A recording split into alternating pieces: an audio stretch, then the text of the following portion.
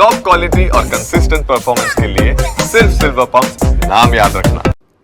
સમાચાર વડોદરામાંથી શહેરમાંથી ઝડપાયા નકલી પોલીસે પાલિકાના કર્મચારી પાસેથી જ પડાવ્યા ₹20,000। તરસાલી બ્રિજથી આજવા બ્રિજ તરફના રોડ પર આ ઘટના બની હતી। અહીં કેમ આવ્યા કહી પાલિકાના કર્મી અને મિત્રને ધમકાવ્યા। ખોટા ધંધામાં નામ ન લાવવું હોય તો વ્યવહાર કરવો પડશે તેવી ધમકી આપી। મકરપુરા પોલીસે સમગ્ર મામલે 2 ગઠિયાઓને ઝડપી પાડ્યા છે। નકલી પોલીસ વિરુદ્ધ વધુ તપાસ હાથ ધરાઈ હોવાની પણ વિગતો મળી રહી છે। અમારા સંવાદદાતા અંજલિ વધુ વિગતે વાત કરવા જોડાયા છે। અંજલિ, પૂરી વિગત।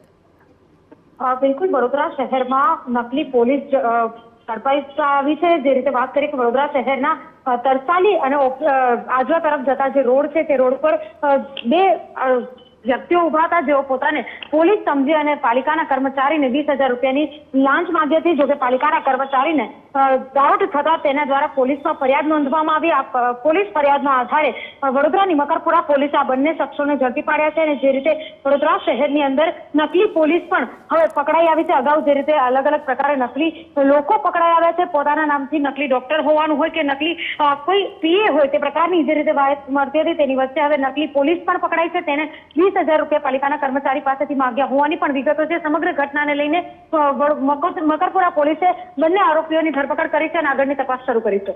બિલકુલ આભાર। તો નકલી પોલીસ વિરુદ્ધ વધુ તપાસ હાથ ધરાઈ હોવાની વિગત।